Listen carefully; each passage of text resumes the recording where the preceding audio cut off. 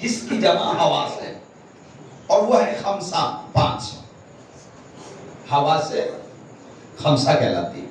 یہ 5 قوتیں، 5 حصے معرفت کے لیے اللہ نے بخشی ہے، لیکن ان 5 قوتوں میں اور 5 حصوں میں سب سے پہلی حص کا نام ہے قوت سماعت، اور پھر دوسری حص ہے قوت بصارت، قوت بصارت، اور اس کے بعد میں قوت لامسہ، قوت ذائقہ، قوت شامہ، یہ دوسری قوت ہے۔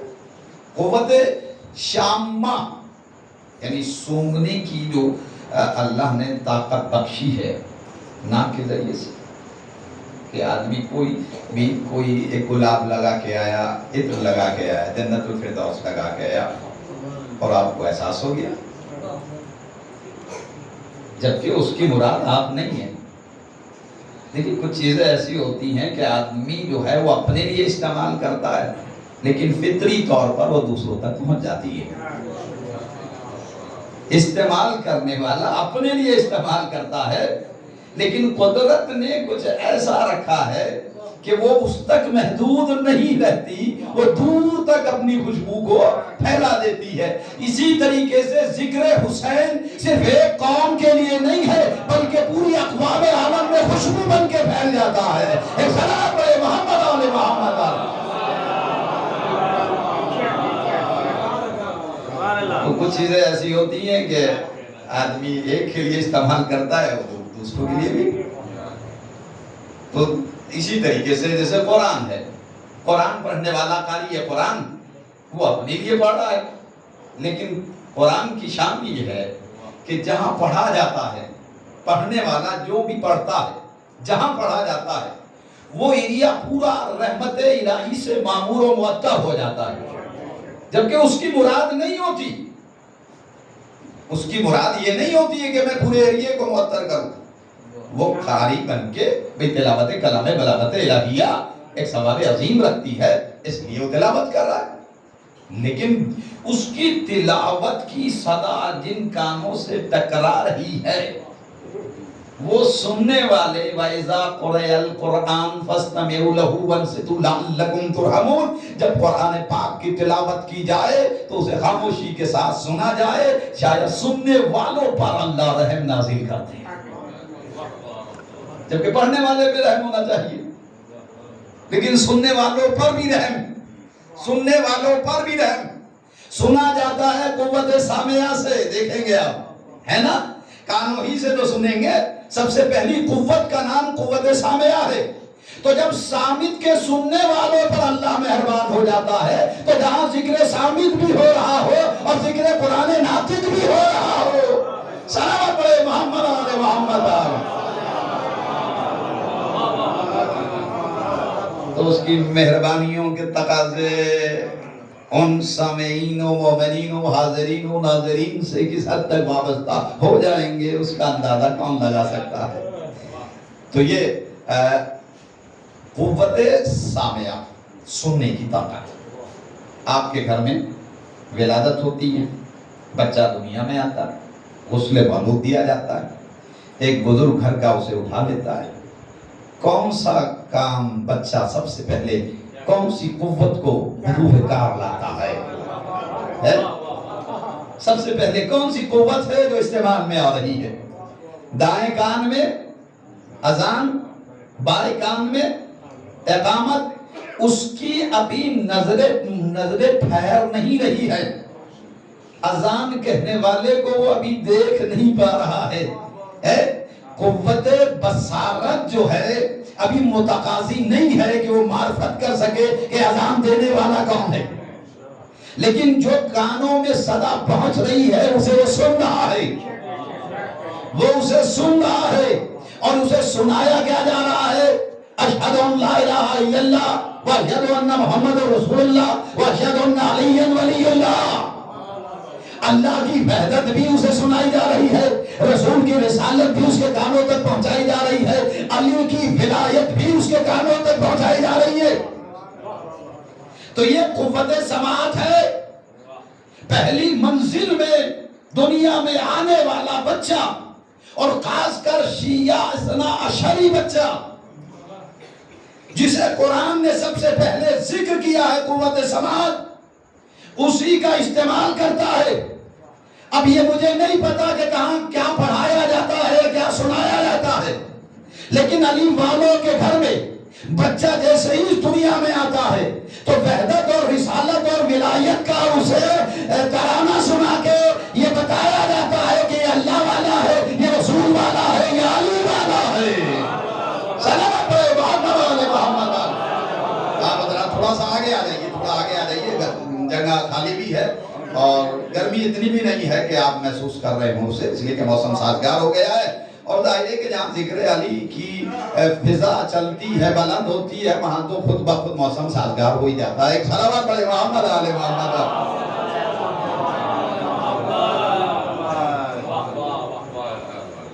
ایک باران رحمت وہ ہے جو زمین پہ پڑتی ہے، اور ایک باران رحمت وہ ہے جو ذہنوں پر پڑتی ہے۔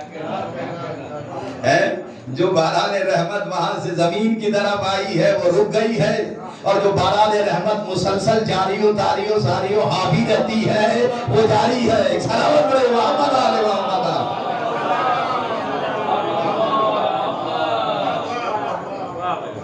تو یہ ہے قوت سماعت۔ اچھا، جیسے جیسے ذہن ڈیولپ ہوتا ہے، بچے کی ایج آگے بڑھتی ہے، بچپن ہی سے اب اس کے بعد میں وہ دیکھنے لگتا ہے، سننے اور دیکھنے لگتا ہے۔ پھر ایک قوت ہوتی ہے نطق کی، گویائی کی۔ گویائی کی دیکھیے، عمل کی منزل میں اس وقت آتا ہے کہ جب اسے شعور مل جاتا ہے، اللہ اسے شعور دے دیتا ہے۔ اللہ کی ساری عبادتیں عاقل پر واجب ہیں، بالغ پر واجب ہوتی ہیں۔ جو عاقل اور بالغ ہوتا ہے وہاں سے عمل ہے نا، عمل کی ترغیب اور تاکید کی جاتی ہے۔ لیکن آپ کے گھر میں آنے والا بچہ نماز 15 سال کے اوپر واجب ہوگی، روزہ 15 سال کے بعد واجب ہوگا، ہر استطاعت کے بعد واجب ہوگی، ہے نا، سارے اعمال جو ہیں وہ بعد کی بات ہے۔ لیکن ایک وہ بچہ جو ابھی نہ بول پاتا ہے، سنتا ضرور ہے، اشارے کو سمجھتا ضرور ہے، آغوش مادر میں ہے، ماں لے کے اسے مجلس میں پہنچ گئی اور جیسے ہی سب نے یا حسین کہنا شروع کیا اور سینے پہ ہاتھ مارنا شروع کیا، اسے بچے کو بتانے کی ضرورت نہیں ہے کہ اب سب سے پہلی عبادت کون سی انجام دینی ہے۔ اس کا ہاتھ اٹھ کے سینے پہ یا حسین کہہ کے دیکھیں آپ، سینے سے ٹکرا کے یہ پیغام نشر کرتا ہے کہ یہ بچہ حسینی بننے کے لیے آیا ہے اور یزیدیت کے چہرے سے نقاب نوچنے کے لیے آیا ہے۔ صلوات پڑھے محمد علی محمد۔ تو بچے کو بتانے کی ضرورت نہیں ہوتی کہ بیٹا حسین حسین کرو، یہ تو نام ایسا ہے کہ خود ہاتھ اٹھانے پر مجبور کر دیتا ہے۔ غیروں کو دیکھا ہے، آپ جلوس لے کے نکلتے ہیں، کتنے لوگ ارد گرد جو ہے وہ دیکھتے رہتے ہیں، اور نہ دانستہ نہ جانتے ہوئے بھی انہوں نے یا حسین ان کے ہاتھ اڑ جاتے ہیں اور سینے سے ٹکرا جاتے ہیں۔ یہ واقعہ ہوا اس طریقے کا بھی کہ وہ علامہ دست غیب غالباً شیرازی نے اس کو لکھا ہے المعاد میں، یہ لکھا یہی ہندوستان کا واقعہ ہے، جو بہنیں چلی جا رہی تھی اور لوگ جلوس لے کے جا رہے تھے، یا حسین کی صدا بلند، کافر تھی۔ ان میں سے جب ماتم ہو رہا تھا تو ایک بہن نے بھی اپنا ہاتھ فطرتاً سینے سے ٹکرایا، کچھ دیر اس نے ماتم کیا۔ تو اس میں یہ لکھا کہ اس لڑکی کا انتقال جب ہوا، یعنی جب فوت ہو گئی وہ، تو چونکہ سناتن دھرم سے تعلق رکھنے والی تھی تو اب اسے چتا میں جلانے کے لیے لٹایا گیا، اور لٹانے کے بعد میں جو ان کا عمل ہوتا ہے وہ گھی وغیرہ ڈال کے مرنے والے کو مردے کو جلایا جاتا ہے۔ پورا جسم جل گیا اس کا، اور اتنا حصہ جو ہے باقی رہ گیا۔ 3 بار یہ ٹرائی کی گئی ہے کہ گھی ڈالا اسے جلایا لیکن وہ نہیں جلا. اب گھر والوں کو بلایا اس نے پنڈت نے کہ بھئی کون سا ایسا عمل کیا, کیا بات ہے کہ اگنی دیوتا اسے سویکار نہیں کر رہے ہیں. کون سا ایسا عمل کیا اس نے,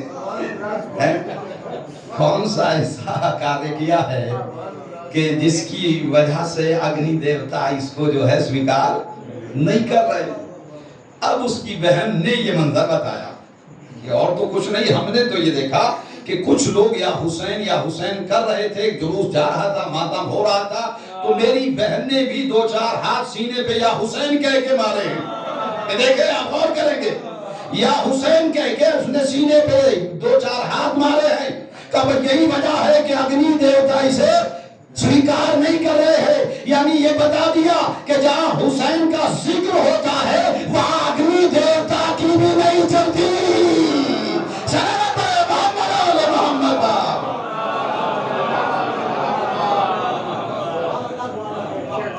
بھئی آگ کا کام تو جلانا ہے, لیکن جس سینے پہ یا حسین کر کے ہاتھ مارا گیا جبکہ وہ کافرہ تھی, یہاں سے درس ملتا ہے کہ یا حسین کی رینج دیکھے آپ,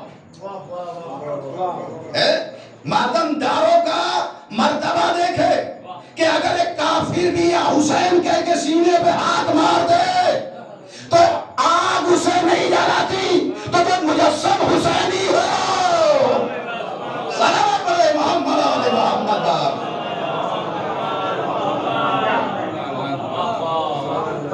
یہ معجزہ ہے حسین ابن علی کا کہ اگر واقعاً عقیدت کے ساتھ اس سے وابستگی ہو جائے تو وہ راہ نجات کو ہموار کر دیتا ہے. اور تو میں یہ عرض کر رہا ایک صلوات پڑھے محمد آل محمد پر. قوت سماعت سب سے پہلے استعمال میں آتی ہے, پھر اس کے بعد میں قوت بصارت ہے. اور بچہ جو ہے وہ عمل کی منزل میں آتا ہے تو نماز بعد میں پڑھتا ہے یا حسین پہلے کرتا ہے, مسجد میں بعد میں جاتا ہے, مجلس میں پہلے آ جاتا ہے. اور اتنا مجلس میں ماں کی آغوش میں بیٹھ کے آتا جاتا رہتا ہے کہ مجلس سے اسے اتنا لگاؤ ہو جاتا ہے کہ ادھر فرش اعلیٰ بچتا ہے, ادھر وہ پروانہ وار مجلس کی طرف بڑھ جاتا ہے.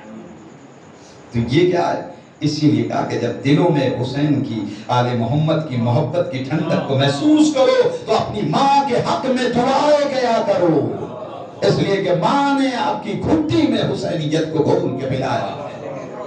ماں نے عادی بنایا ہے مجلس حسین ابن علی کا. آغوش میں اس وقت لاتی تھی کہ جب تم لاشعور تھے, تو اب اگر شعور کی منزل میں آ کے کوئی حسین ابن علی کی مجلس کی زینت بنا ہوا ہے تو تعجب کرنے کی جا نہیں ہے. اس لیے کہ مجلس ایک ایسا مقناطیس ہے کہ جو ہر ایک کو کھینچ لیتا ہے, بلا تفریق مذہب و ملت و مسلک کے ایک پاک فرش کی زینت بنا دیتا ہے. اس شہنشاہ کے ذکر میں یہ جاذبیت ہے کہ بلا تفریق مذہب و ملت کے یکجا ہو جاتے ہیں لوگ اس پاک فرش کے اوپر. تو قوت سماعت, اور اس کے بعد میں جو مجلس میں آپ بیٹھے ہیں یہ سنتے ہیں, قوت سماعت سے یہاں بھی کام لیا جاتا ہے.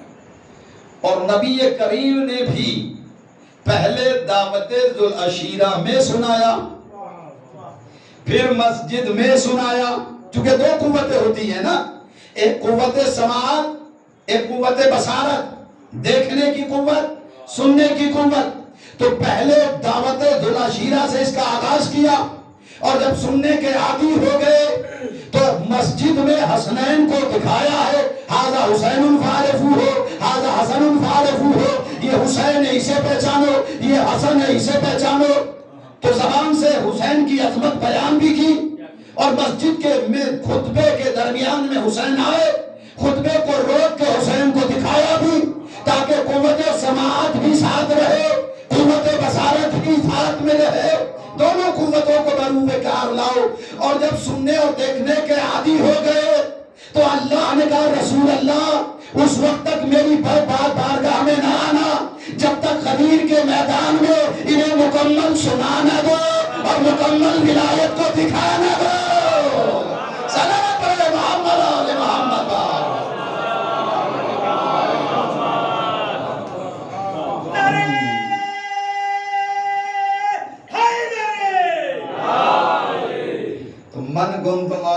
کہہ کے انہیں سناؤ اور ھذا علی مولا کہہ کے دکھاؤ، تاکہ یہ دونوں قوتیں جن کا تذکرہ قرآن نے پہلے کیا ہے ان کا مقصد پورا ہو جائے۔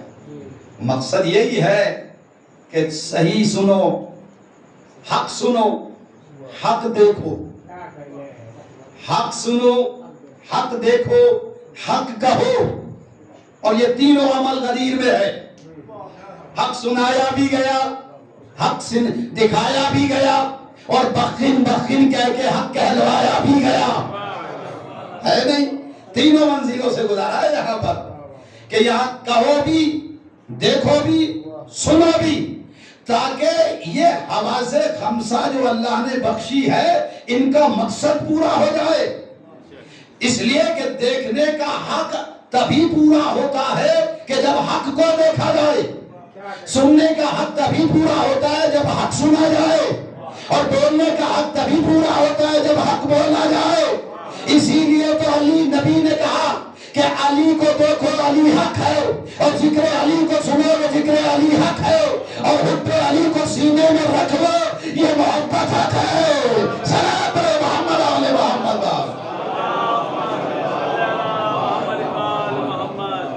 وَجَعَلَ لَكُمُ السَّمْعَ وَالْأَبْصَارَ وَالْأَفْئِدَةَ لَعَلَّكُمْ تَشْكُرُونَ۔ یہ جو دل دیا ہے، یہ دل اس لیے نہیں دھڑکے بلکہ اس دل میں اس پہ دل کے صورت کو بسا لیا جائے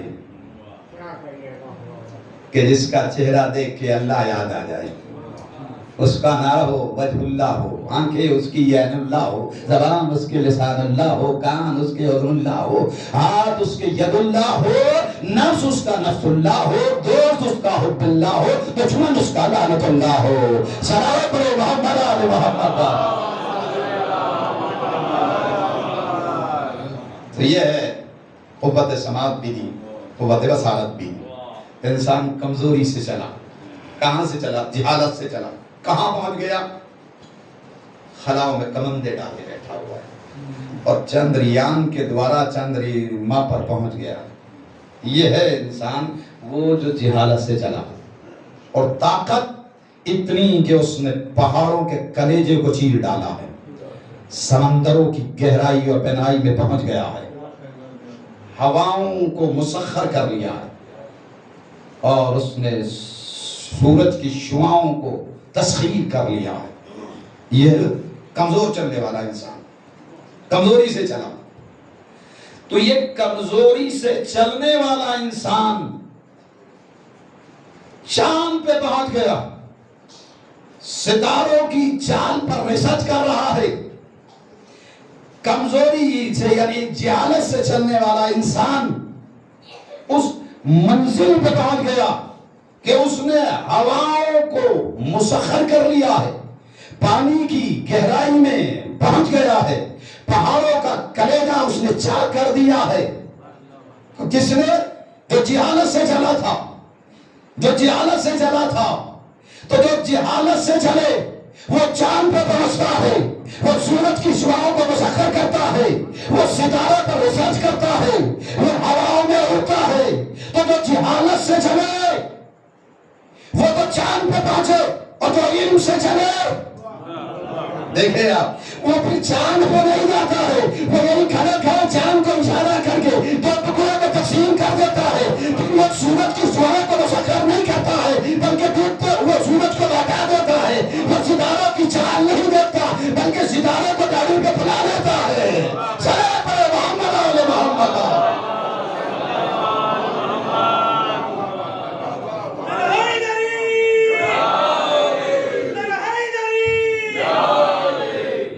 تو جو لا تعلمون کی منزل میں تھا، جاہل پیدا ہوا، اس نے دنیا میں کسی نہ کسی صاحب علم کے سامنے اپنے ذوق و ادب کو طے کر کے علم حاصل کیا ہے، اس کا علم کسبی ہے، لیکن وہ جو الرحمن علم القرآن خلق الانسان علمہ البیان الشمس والقمر بحسبان والنجم والشجر يسجدان والسماء رفع وضع الميزان لا تطغوا في الميزان واقيموا الوزن بالقسط ولا تكسروا الميزان والارض وضع للأنعام فيها فاكهة والنخل ذات الأكمام والحب ذو النصف والريحان فبأي آلاء ربكما تكذبان خلق الإنسان من صلصال كالفخار وخلق الجن من مارج من نار فبأي آلاء ربكما تو زبان وہ جو رحمان کے خاص بندے ہیں، وہ جو علم عالم لدنی کے مالک بن کے اس کائنات ہست و بود میں آتے ہیں، ان کی شان جدا ہے۔ وہ پتھروں کو چاک نہیں کرتے بلکہ سنگریزوں سے اپنا کلمہ پڑھوا لیتے ہیں۔ وہ سورج کی شعاؤں کے محتاج نہیں ہوتے، ڈوبنے کے بعد طلوع کر لیتے ہیں اشارے کے ساتھ میں۔ تو وہ مرنے والوں کی میتوں کو ممی بنا کے میوزیم میں نہیں رکھتے ہیں، برسوں کے سوئے ہوئے مردوں کو ٹھوکر مار کے زندگی اور حیات عطا کر دیتے ہیں۔ سلام محمد علیہ محمد، جنہیں زیور علم سے آراستہ و پیراستہ کر کے کائنات ہست و بود میں ذات واجب الوجود بھیجتا ہے۔ وہ محتاج نہیں ہوتے، جب چاہتے ہیں وہ ستارے کو ڈہوڑی پر بلا لیتے ہیں، جب چاہتے ہیں ڈوبتا ہوا سورج پلٹا دیتے ہیں، جب چاہتے ہیں وہ چاند کو شک کر دیتے ہیں۔ دنیا والے آج اعلان کر رہے ہیں کہ درخت لگائے جائیں، شجر لگائے جائیں۔ یہ جاہل پیدا ہونے والا درختوں کی نئی نئی قسمیں بنا سکتا ہے، نئے نئے درخت بنا سکتا ہے، لگا سکتا ہے، لیکن اشارے سے درخت کو اپنے قریب نہیں بلا سکتا ہے۔ ستاروں پہ ریسرچ کرنا اور ہے، اور ستارے کا صاحب علم کے دروازے پر سجدہ کرنا اور ہے۔ جو ستاروں کو سجدہ کرے وہ اور ہے، اور جن کو ستارے سجدہ کرے وہ اور ہے۔ جو سورج کو سجدہ کرے وہ اور ہے، اور جن کے سامنے سورج سجدہ کرے وہ اور ہے۔ تو کائنات کا کنٹرول جن کے ہاتھ میں ہے وہ ہے عالم علم لدنی کے مالک، اور اللہ جل جلالہ نے ان کو علم شریعت بھی دیا ہے اور علم حقیقت بھی دیا ہے۔ دو علم ہے جو جن کا تذکرہ قرآن مجید میں کیا گیا، ایک علم شریعت ہے، ایک علم حقیقت ہے۔ اور علم حقیقت سے مراد جو ہے وہ سائنسی علم ہے، ٹیکنالوجی کا علم، سوشالوجی، بائیولوجی، زولوجی، سائنس کا علم، کیمسٹری کا علم، فزکس کا علم، یہ سب علم جو ہے یہ علم حقیقت میں آتے ہیں۔ تقریباً 700 آیات ہے قرآن مجید کی جو ٹیکنالوجی اور سائنس کے علم کی طرف اشارہ کرتی ہے۔ قرآن مجید میں 700 آیتیں ایسی ہیں۔ لوگ کہتے ہیں کہ قرآن میں سب کچھ ہے، تو اب یہ ٹیکنالوجی نے اتنی ترقی کر لی۔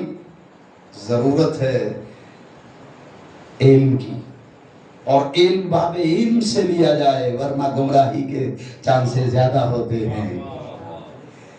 تو جو جہالت کے ساتھ میں آیا وہ عقیلونی کہتا ہوا نظر آیا، اور جو علم کے ساتھ میں آیا وہ ممبر پہ بیٹھ کے سلونی سلونی کہتا ہوا نظر آیا ہے۔ صلوات پر محمد علیہ محمد۔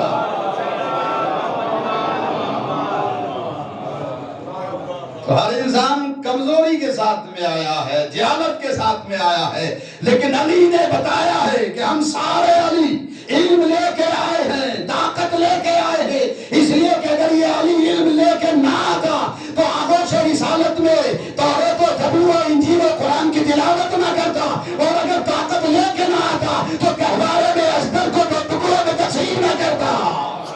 صلوات پر محمد علیہ محمد۔ تو گہوارے میں اصغر کو دو ٹکڑوں میں تقسیم کرنا اس بات کی دلیل ہے کہ یہ کمزوری سے نہیں چلے ہیں، یہ طاقت لے کے آئے ہیں۔ اور آغوش رسالت میں صوف آسمانی کی تلاوت کرنا اس بات کی دلیل ہے کہ یہ علم کے ساتھ میں آئے ہیں، علم لے کے آئے ہیں۔ ان کا آغاز حیات علم سے ہے، علم سے ہے۔ انہیں ذات الہ نے دنیا میں بعد میں بھیجا ہے، علم پہلے دیا ہے۔ کائنات میں اور آل محمد میں یہی فرق ہے کہ کائنات کے لوگ وہ ہیں کہ جو جہالت لے کے آتے ہیں، علم یہاں سے لیتے ہیں، اور آل محمد وہ ہے کہ جو علم وہاں سے لے کے آتے ہیں اور علم یہاں والوں کو دیتے ہیں۔ صلوات پڑھیں محمد آل محمد۔ اس کے لیے اللہ نے کہا، سورہ یوسف کے کلمات ہیں یہ، سورہ یوسف جو 12واں سورہ 13واں پارہ ہے اور اس کی 74ویں آیت ہے کہ فوقا کل علم علیم، ہر صاحب علم کے اوپر ایک علیم کو اللہ نے رکھا ہے۔ دیکھیں صاحب علم ہونا اور ہے، علیم ہونا اور ہے۔ علیم قرآن مجید میں صرف اللہ ہے۔ آپ نے بہت سی آیتیں پڑھی ہیں، ان اللہ هو على كل شيء علیم، بے شک اللہ ہر شے کے اوپر علم رکھتا ہے، یعنی ساری شے کے علم رکھتا ہے، ساری شے کے بارے میں، ہر شے کے بارے میں جانتا ہے۔ تو علیم یا تو وہ ہے یا جس نے اس علیم نے جن کو اپنا علم دے دیا ہے وہ علیم ہے۔ علیم کا مطلب جب بھی سوال کیا جائے، جو بھی سوال کیا جائے، کبھی یہ نہ کہے کہ پوچھ کے بتاتا ہوں یا سوچ کے بتاتا ہوں۔ صلوات پڑھے محمد آل محمد۔ تو یہ ہے صاحبان عقل و خرد و فہم، جنہیں واجب الوجود میں وجود بخشنے سے پہلے دولت علم سے سرفراز کیا ہے اور زیور علم سے ایسے آراستہ و پیراستہ کر کے بھیجا ہے کہ کوئی سائل کبھی خالی نہ جائے بلکہ اپنی مرادوں کے کشکول کو بھر لے جائے۔ اس شہنشاہ کا یہ عطا گر ہے اور اس کا دروازہ عطا کا ہمیشہ کھلا رہتا ہے، اور یقیناً آپ کی سماعتوں کے پھیلے ہوئے کشکول بھی متقاضی ہیں کہ ہمارے حصے کے معرفت کے بے کرام موتی ہمیں مل جائے، اور شہنشاہ کربلا منزل عطا پر مذہب نہیں عقیدت دیکھتے ہیں، کس عقیدت سے آیا ہے۔ تو جنہوں نے سب کچھ دیا ہے کائنات کو، کائنات نے انہیں کیا دیا؟ حسین نے اصغر کے لیے پانی مانگا، نہیں دیا۔ زینب نے چادر مانگی، نہیں دی۔ سکینہ نے اپنے بابا پہ رونے کی اجازت مانگی، نہیں ملی۔ امت نے کیا دیا انہیں؟ گزر گیا بطول کا گھر، باقی رہ گیا اسلام اللہ کا۔ بے پردہ ہو گئی نبی کی نواسیاں، باقی رہ گیا اسلام۔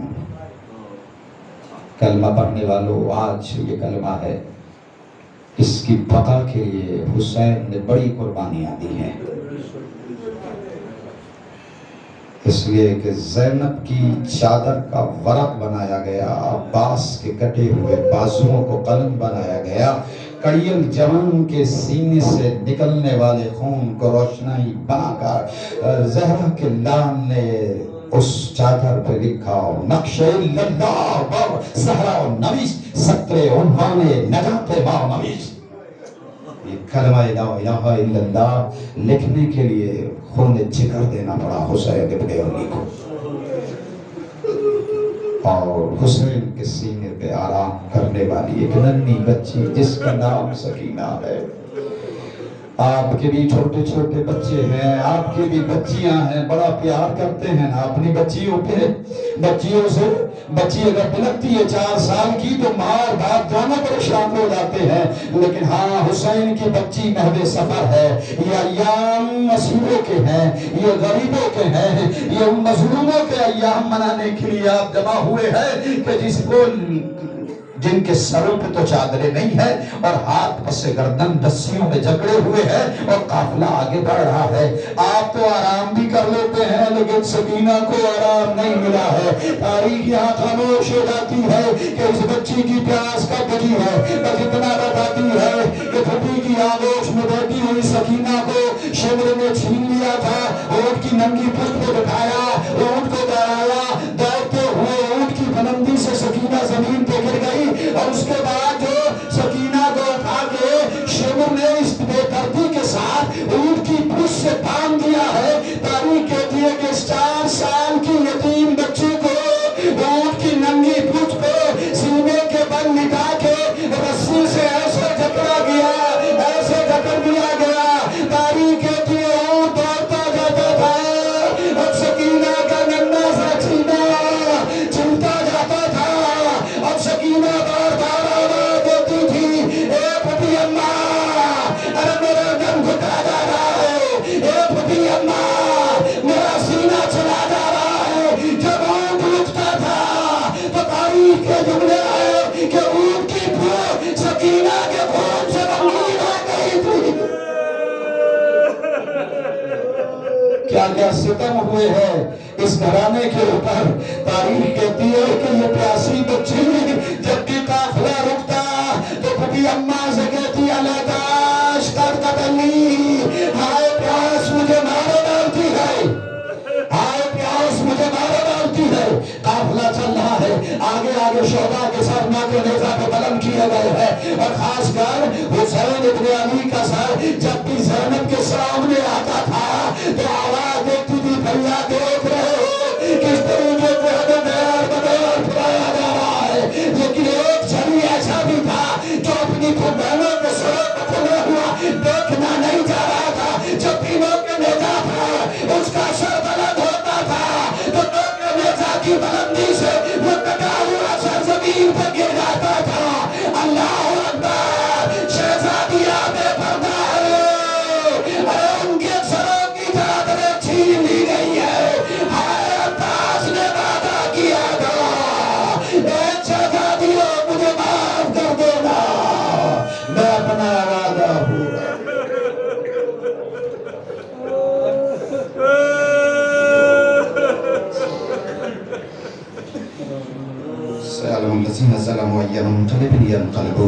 رب العزت جو واسطہ محمد آل محمد کا جو آواز حسین کے غم میں بلند ہوتی ہے ان آوازوں کے اوپر رحمت نازل فرما.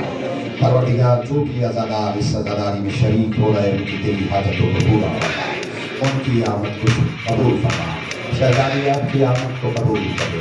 شہزادی کے بچے بھی عزادار آئے ہیں جو پرسہ دے رہے ہیں، ان کے پرسے کے نظرانے کو قبول کر لینا. شہزادی ہماری عزا کو قبول کر لینا. شہزادی ہماری آمد کو قبول کر لینا. شہزادی ہم 10 دن میں حق ادا نہیں کر سکے تیرے بچے کی عزاداری کا، ہم سے جو خطائیں ہو گئی ہیں، جو غلطیاں ہو گئی ہے، اے معصومہ اس کو معاف کر دینا. اور جو بھی نیک حاجتیں لے کے آئے ہیں ان کی تمام نیک حاجتوں کو پوری کر. شیعان حیدر کرار جہاں جہاں بھی ان کی جان مال عزت و آبرو ناموس کی حفاظت فرما اور تبارک عالیہ کی حفاظت فرما. علماء حق کے سائے کو ہمارے سروں پر باقی رکھ جب تک کائنات میں زندہ رہے. ولایہ آل محمد ہمارے سینوں میں پائندہ رہے. جب اس دنیا سے جائیں تو ولایہ آل محمد لے کے جائیں. دنیا جو ظلم و جور سے کر چکی ہے جلد سے جلد امام آج کا ظہور فرما. ربنا تقبل منا انک انت السمیع العلیم برحمتک یا ارحم الراحمین. اللہم صل